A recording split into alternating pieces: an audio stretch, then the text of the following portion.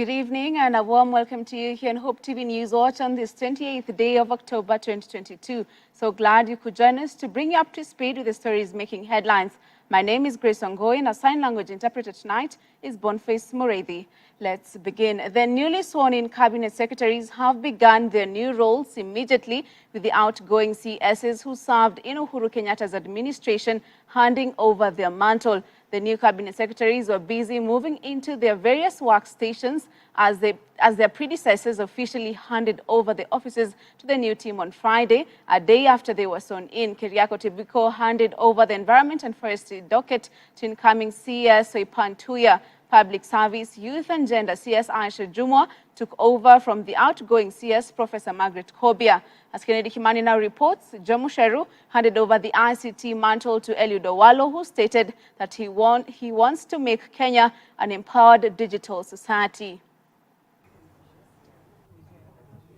Barely a day after they took the oath of office at State House in Nairobi, the newly sworn-in cabinet secretaries have begun their new roles immediately after the CSs who served in the Jubilee administration handing over their mantles. Joe Mosheru handed over the ICT mantle to Eliud Owalo, who stated that he wants to make Kenya an empowered digital society. We have just embarked on a journey to transform Kenya while leveraging on technology and telecommunication infrastructure and capabilities. We want to make Kenya an empowered digital society with high standards of living for our people in line with the mandate of this ministry. As the CASs have said, I'm also available for any consultation. I may be spending time in the farm more than in other areas, but I think there's good network there, so we can be able to communicate. Speaking during the handover ceremony at Arambe House in Nairobi, Public Service, Youth and Gender CS Aisha Jumwa said that gender and affirmative action are weighty and urgent issues that the country must focus on, and she will work to ensure that we have efficient and effective public service through having the right people, the right skills in the right jobs. I will be guided by the Kenya Kwanza Manifesto, build on this achievement on each of key areas of focus. On the public service, I will work to ensure that we have an efficient and effective public service through, one, having the right people with the right skills in the right jobs. Your role will be to help public servants make sound decisions. That's why you have come at the political level, so that a lot of things they struggle with sometimes in public service, you're not making decisions very quickly. You will take that political responsibility and help them with the information they will put on the table, with the data they will put on the table, consult widely, help them make a decision and move regarding the policies that we need to develop. Elsewhere, former East Africa Community CS Betty Maina handed over her docket to Rebecca Miano. Madam CS, I commend you for your foundation work at this ministry. You have done a stellar job both for the EAC and regional development dockets within a very short time. I shall pick up from where you have left to develop our nation and the region to higher transformational levels. With the CSs having settled in their dockets, a huge task lies ahead of them as Kenyans look up to President William Ruto to reduce the high cost of living in the country. Kennedy Kimani, Hope TV Newswatch, Nairobi. Apologies for that. It's not DP Ruto, but rather President William Ruto. Moving on, the Kenya Revenue Authority, KRA, has marked Taxpayers' Day by celebrating compliant businesses and individual taxpayers who have been faithfully remitting their taxes. President William Ruto, who graced the Taxpayers Appreciation Awards feat at the Kenya International Convention Center, KICC, directed KRA to target collection of 3 trillion shillings by the end of the next financial year and double the amount in 5 years. The president promised to lead in tax payment, as Gloria Musimbi now reports.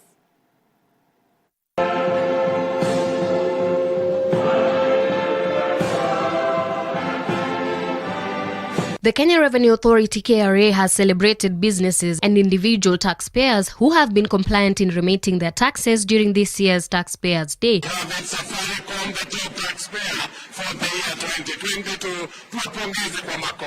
Safaricom, being awarded as the country's top taxpayer since 2012, has spiraled President William Ruto to state that every Kenyan with a national identity card should have a KRA PIN. This is after KRA said that there are only 7 million people with KRA PIN numbers, while mobile money has 30 million registered customers transacting billions daily with Safaricom. This is an education, engagement and facilitation. Revenue then accounted for 18% of our GDP.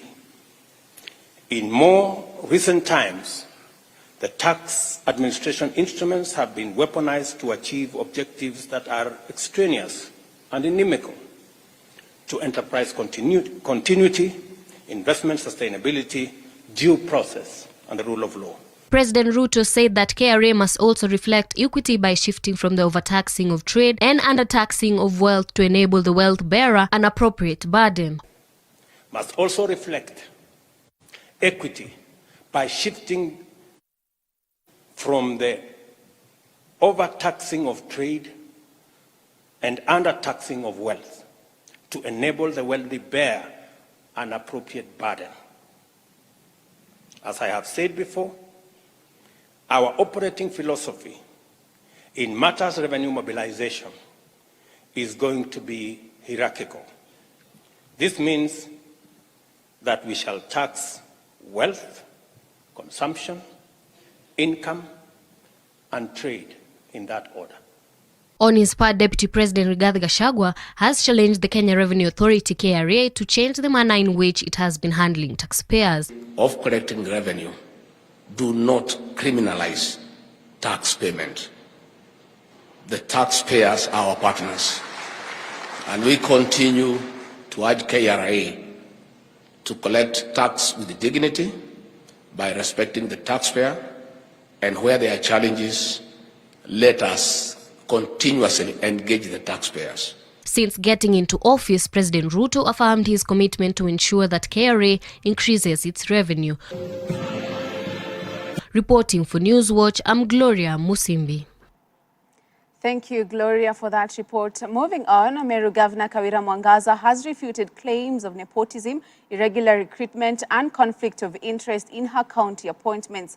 The governor, who was set to appear before the Ethics and Anti-Corruption Commission, EACC, to answer to the allegations, instead spoke at the Milimani Law Courts. Mwangaza had earlier been accused by the anti-graft body of hiring her sisters as her aides and her husband Murega Baishu as the county youth patron and Hustlers ambassador. However, in a twist of event, Kawira's husband has asked the EACC to define his boundaries as Mary's first gentleman, adding that he is facing gender-based violence. Meru Governor Kawira Mwangaza has found herself in loggerheads with the Meru County Assembly over allocation of county resources and jobs. In light of this, the Ethics and Anti-Corruption Commission summoned her to answer to allegations of hiring her sisters and her husband into the county's administration. While speaking on Friday at Milimani Law Courts, Governor Kawira clarified that her husband is a volunteer as the youth patron, hence will not be paid by the county. Ile mapambano nimeona wakifanya ni kuandika fake allegations na kupelekwa kwa EACC ati kana kwamba governor ameajiri mume wake. Mume wangu wako hapa. He has never received a single coin from the government. Na hakuna wakati atalipwa na serikali. He is doing it voluntarily. On his part, Kawira's husband, Murega Baishu, asked the EACC to define his boundaries as Meru's first gentleman. This is after he revealed that he is facing gender-based violence and has been barred from sleeping at the governor's official residence. Governor alipochaguliwa alipatiwa official residence. Official residence ni kumaanisha ni kama ile state house rais amepewa. Kwa hivyo imesemekana pia, kwa maana mimi sio mwajiriwa wa serikali na sijachaguliwa kwa kura, mimi sifai kulala ile residence. Sasa mimi hata mahali pa kulala imebindi ile nyumba ambayo tulijenga na gavana yetu ya bao pale ndio nafaa kwenda kulala. Hata lile gari la gavana, gari lake official governor afai kunipatia lift wakati anaenda kuhudhuria mkutano wowote. Wakasema kwamba hiyo gari ni official, and because mimi si ofisa wa serikali na mimi sijachaguliwa kwa kura, sifai kuingia lile gari la governor. Ningependa EACC wanisaidie nijue mipaka yangu, wanisaidie nijue kama nafaa kulala katika lile boma la serikali, nielewe kama nafaa kubebwa na lile gari la governor wakati tunaenda mahali. On the contentious issue of whether she has employed her sisters, the Meru governor confirmed that her 2 sisters work for her, although one of them is employed by the National Police Service. Wengine wanasema governor ameandika dada yake akiwa askari. Your bodyguard anapaswa kwenda vetting. Is your bodyguard supposed to go the process ambaye ni competitive ndio upate bodyguard? Yes, I'm entitled to more than 3 of them. What's wrong if I get one of them being my sister? Na sijamuajiri, ameajiriwa na Kenya Police. I just requested like any other person. Nimeona viongozi wengi sana, hata rais wetu. Mbona asimamiwi na yule alikuwa wa rais wa hapo kale? So people should not mislead the public ati governor ameanza kupractice nepotism by employing a sister. I have another sister. I've served with her for the last 5 years as my personal assistant when I was the woman rep of Meru. Why did they raise that claim? Kawera risks being the first governor to be impeached after a resident in Meru filed a petition citing gross misconduct and abuse of office. Since her entry into office, Kawera has been marred by controversies. Kuna allegations sisikizani na sifanyi kazi na viongozi. Hapo awali nimesema within 1 month nimetembea over 26 wards. Na hizo wadi zote ambazo nimetembea hakuna wadi hata moja sijaenda bila MCA. I have been inviting them with other leaders, tunaenda kwa pamoja. Kwa hivyo sasa kama ninawaita kwa mikutano ambaye ni yangu, inawezekanaje tena sifanyi kazi na wao? Reporting for Hope TV Newswatch, I'm Tess Njenga. Let's now move to the county of Tana River, where the county government has launched a water tracking exercise targeting water stress areas that are far away from the river, even as drought continues to bite. According to Tana River County CEC Finance and Economic Planning, Matthew Baboya, reports from the county steering group CSG indicate that the county has not received rain for 4 consecutive seasons now. Baboya hoped that the water tracking exercise will help reduce the severity of the drought. Here's a report. A report from the National Drought Management Authority indicates that the current distance to water sources is above the long-term average of 3.7 kilometers due to lack of rain and the ongoing drought in Tana River County. For the most part, water in the available water sources is no longer safe for drinking, and as a result, residents have to look for other alternatives which are hard to come by. Reports from the Tana River County Steering Group indicate that the county has not received rain for 4 consecutive seasons now. But all hope is not lost for residents of Tana River, as the county has begun a water tracking exercise to distribute water to residents, especially those in places that are far from the river. According to Tana River County CEC Finance and Economic Planning, Matthew Baboya, they are hopeful the exercise will reduce the severity of the drought. Tumesema lazima tusambaze maji kwa wananchi, haswa zile sehemu ambazo ziko mbali na mto na maziwa. Kwa hivyo leo tuko hapa kuzindua hiyo shughuli rasmi. Na vile vile kama siku 4 zilivyopita pia tulipokea chakula kikasambazwa. Kwa hivyo yetu ni kuhakikisheni wananchi sasa wa sub county zote, Tana River, Tana North na Tana Delta, kwamba magari ambayo tutazindua leo na mengine ambayo tunaendelea kurekebisha yatawasaidia kupunguza makali ya janga hili la ukame. At the same time, Baboya noted that the county had in its coffers at least 64 million to help combat the drought. Additionally, he noted that more water bowsers will be repaired in due course to help in the supply of water. Kama serikali ya county tuna pesa zisizopungua 264 ambaye itatusaidia kwa miezi 8 ile imebaki ya mwaka huu wa kifedha kupambana na hali kama hizi, lakini mengi tutawaeleza baada ya sisi kujadiliana kama pamoja na washikadau wengine, na tujue haswa tutaendeleza vipi hizi juhudi za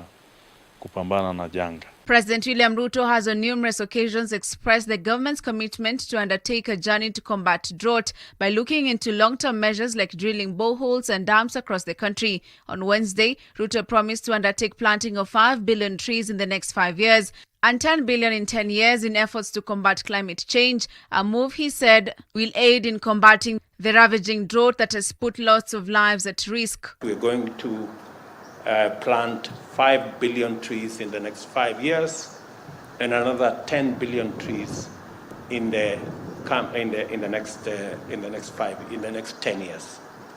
That is going to contribute significantly to the fight against desertification and the challenges that come with climate change. Grace Wangui for Hope TV Newswatch.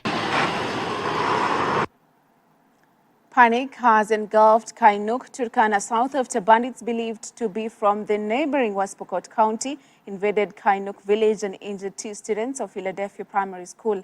On Thursday, 2 students from Philadelphia School were shot and injured by livestock thieves. Turkana County leaders have condemned the incident and called on the newly sworn-in Interior CS, Professor Kithure Kindiki, to intervene and salvage the insecurity menace.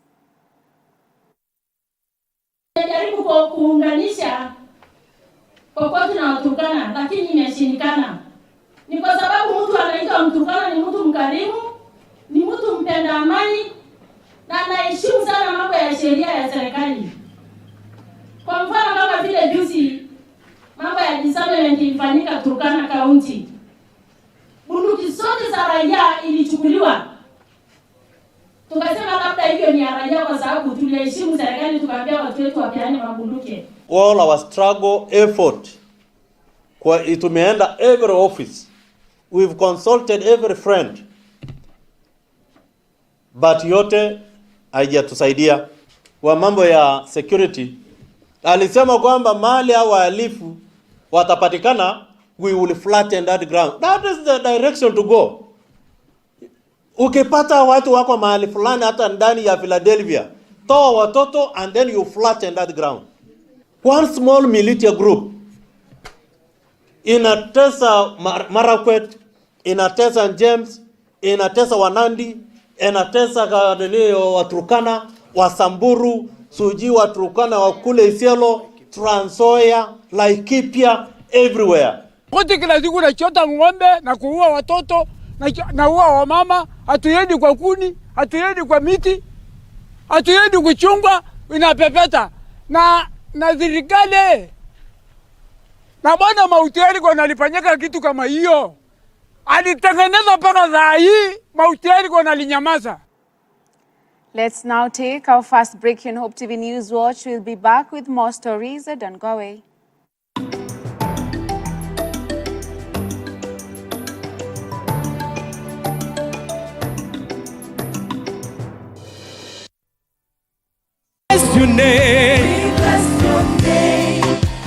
This Sunday on The Safari. If God is therefore not the center of one's life, then unmanaged wealth, fame and power have a way of mastering and derailing such a person. That's this Sunday at 10 a.m. on Hope TV, Hope FM and Sitam Church Online. We glorify your holy name. Yahweh, Yahweh be mighty. We bless your name.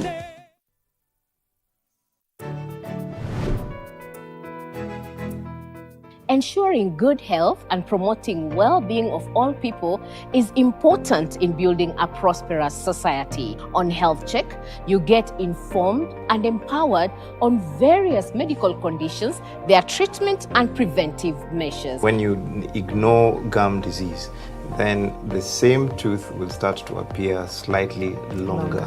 You also get your health question answered live by our doctors in studio. The medication she's receiving is for the nostrils. This child should be feeding enough to gain weight. And you do a little bit of exercise. It even helps with the breast milk. If you feel like you have an instinct that things aren't quite where they should be for your child, the onus is on you to seek an evaluation. This is to help you make best choices about your health and your well-being. Stay tuned for brand new episodes of Health Check with me, Grace Mutiso, every Tuesday on Hope TV.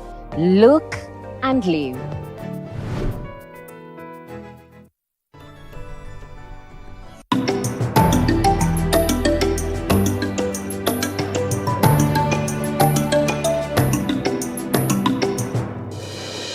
Thank you for staying with us. Moving on, in Kilifi County, religious leaders have raised concerns over the behavior of elected leaders who they claim are undermining those who lost in the August election and as a result are dividing residents. Speaking during a county dialogue forum organized in Kilifi to review the post-election, the clergy said they were against celebrating other people's downfall. They urged leaders to continue promoting the peace currently being experienced in the county. Na lengo la yule ambaye hakupata na lengo la yule ambaye alipata, wote malengo yao ni kwamba watakaendesha nchi hii kwa amani na kwa usalama. Kwa kweli tunashtumu hili jambo sababu in the first place tumeongozwa na roho wa Mwenyezi Mungu, na katika masuala yote binadamu mbele ya Mwenyezi Mungu wote ni sawa. Kwa hivyo tumekuja hapa ili tukaweze kuangalia the best practices ambazo zilifanyika baada ya uchaguzi na mambo mengine ambayo hayakufanyika vizuri, ili baada hapo tukaweze kutafuta way forward ili kwa ajili ya uchaguzi unaokuja mwaka 2027 ukaweze kuwa ni uchaguzi ambao utakuwa bora zaidi.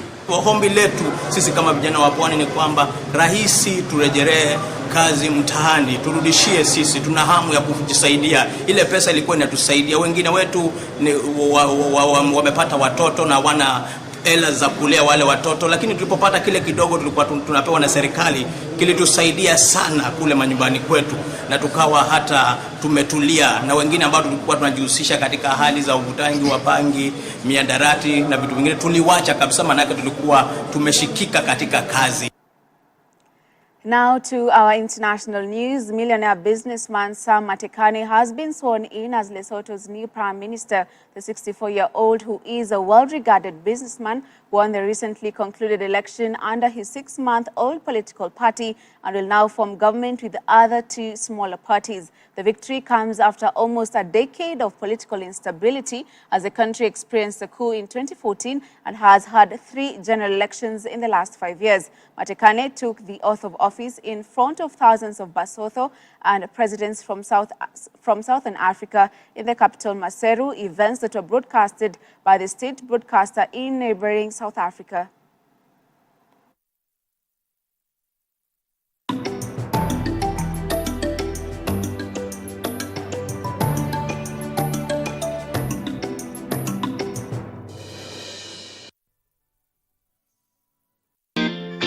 Every Wednesday at 7:30 p.m.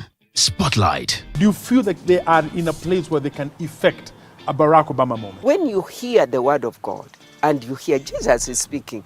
Real talk on real issues. You know, the Bible says faith without works is dead. The truth of the gospel that will survive the time is not a health and wealth gospel. When there is time to harmonize and bring one composite amendment. With idealistic, thought-provoking guests. So people come to be serviced, to be encouraged, to be empowered.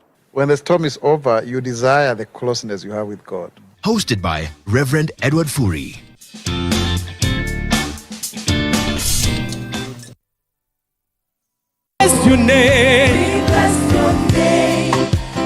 This Sunday on The Safari. If God is therefore not the center of one's life, then unmanaged wealth, fame and power have a way of mastering and derailing such a person. That's this Sunday at 10 a.m. on Hope TV, Hope FM, and Sitam Church Online. We glorify your holy name.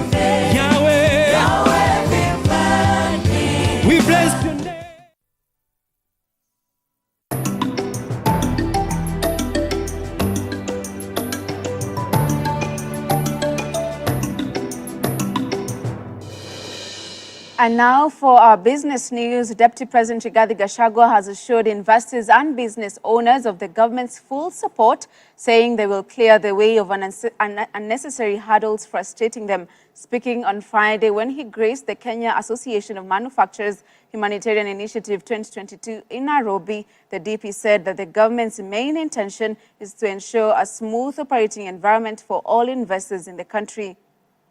Who's next?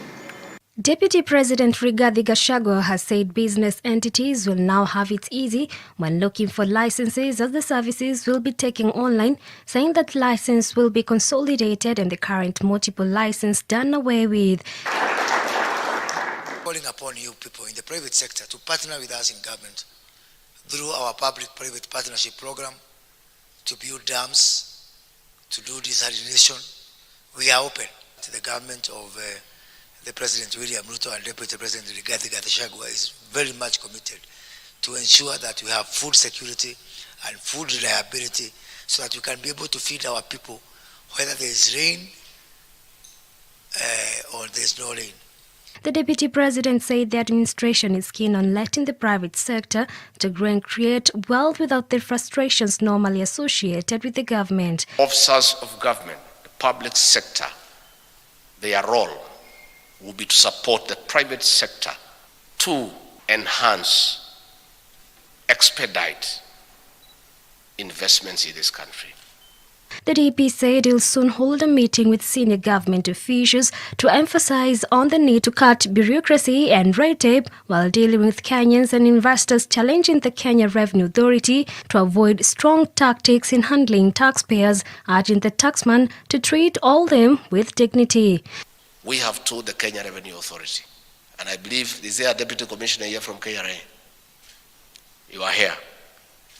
Sit down, listen here and listen good. Taxpayers are your dairy cow. Those who have done farming. For a cow to produce milk, you have to be very nice to the cow. You have to give it some hay, give it some dairy meal, milk it with some good oil so that it's feeling good. And the Europeans go even a step further. They play country music to cows to produce milk. The KMA's humanitarian initiative is geared towards amassing support for Kenyans hit by the ongoing drought and ensuing famine linked to it. With the ongoing drought, the Deputy President saying the government was doing everything possible to ensure adequate response to the drought, saying the government was putting in place preventive measures to Kenyans to not rely much on food donation in the future. This is not the Kenya our forefathers envisioned of the 21st century. Today, an estimated 4.3 million Kenyans across 23 arid and semi-arid counties are food insecure. Among the affected are 900,000 children under 5 years, 120,000 expectant women and lactating mothers who require urgent nutritional support. Further, 2.5 million livestock have died, and this is a big loss to the economy. That is why we have met you today as part of our immediate response partners in alleviating the situation. Dolly Murigimbuvi for Hope TV, Nairobi. Thank you, Dolly, for that report. Moving on, a newly appointed Cabinet Secretary for Tourism, Wildlife and Heritage, Penina Malonza, says the ministry will adopt new but tested strategies to turn around the tourism sector. Speaking at her NSSF offices during the handover ceremony by the outgoing CS Najib Balala, Malonza thanked Balala for steering the ministry and promised to hit the ground running in implementing the ministry's vision and strategies. Malonza, while stepping into her new office, said the Ministry of Tourism will align its strategy to the government's manifesto on the revival of the tourism business to achieve the potential the sector has in improving the country's gross domestic product, GDP.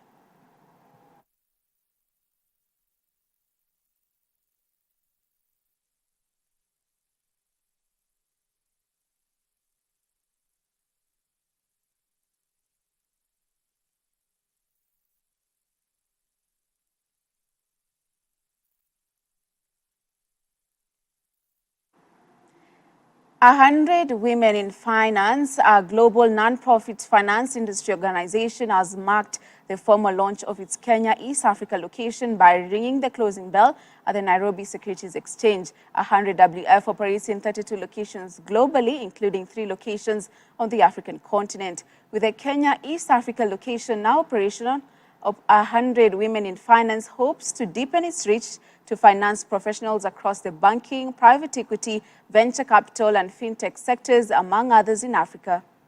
The 100 Women in Finance initiative, through its mission to strengthen the global finance industry by empowering women to achieve their professional potential at each career stage, is one such great initiative. I particularly commend the high target that the 100 Women in Finance initiative has set. The target is called Vision 30/40, that aims to ensure women occupy 30% of the senior investment roles and executive committee positions by the year 2040. For many years, women have been getting the short hand of the stick when it comes to economic opportunities, and breaking into the largely male-dominated fields, such as finance, is definitely not easy.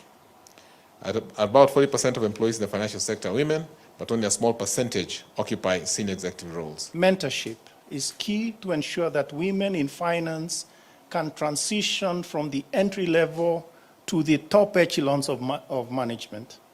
Too often the pyramid of women in the workplace narrows quickly as you get to the top. At 100 Women in Finance is to have conversations about how we can create access to opportunities for everyone, regardless of their gender, their ethnicity, their culture, and their background.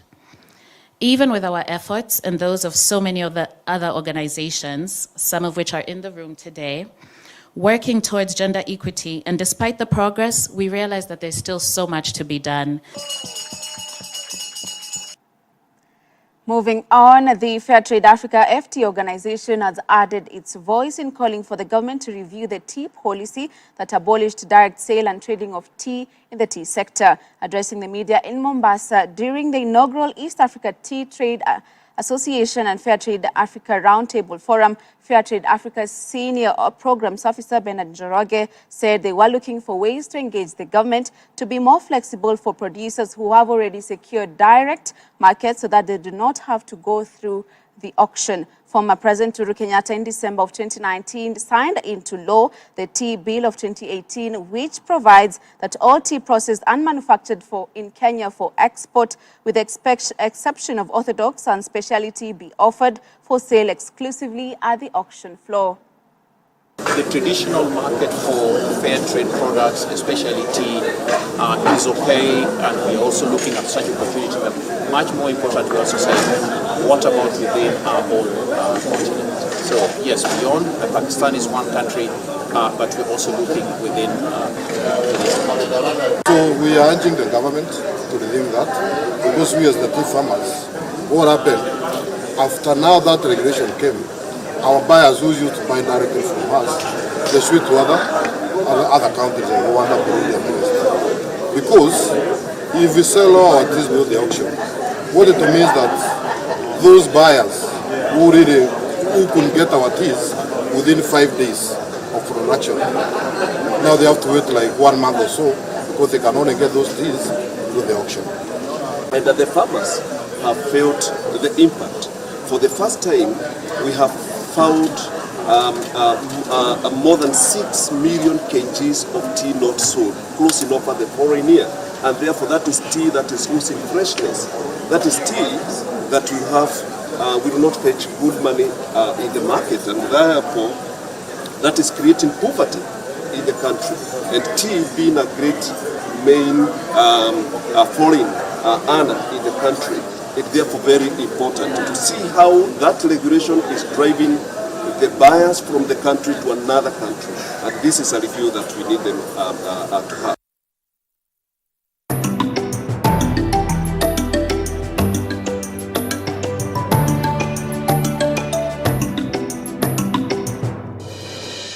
And now for our sports news, the Confederation of African Football has set the 11th of November as a deadline for countries to declare interest in staging the 2025 Africa Cup of Nations. A new host must be found after Guinea was stripped of rights because of concerns over infrastructure and facilities. The continent's governing body expects finalized bids, including documents and proposed host cities and government guarantees to reach its Cairo headquarters by 16th of December. Cameroon was the venue for the 2021 Nations Cup earlier this year, while Ivory Coast is set to host the 2023 finals, which will be played in early 2024. Arsenal missed the chance to seal top spot in Group A with the game to spare as Joy Verman and Luc de Jong helped PSV to a 2-0 Europa League win over the Gunners at the Philips Stadium. Lively duo Cody Gakpo and Xavi Simons both had first-half goals disallowed as Arsenal struggled, but PSV finally hit the front when Verman picked out the top right corner after the break. Elsewhere, Cristiano Ronaldo scored on his return to the Manchester United lineup to seal a 3-0 victory over Sheriff Tiraspol in the Europa League on Thursday that secured a spot in the knockout round.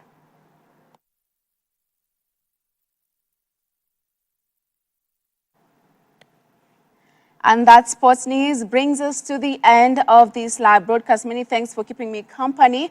My name is Grace Wangui, and a sign language interpreter tonight has been Boniface Moridi. Enjoy the rest of your programming.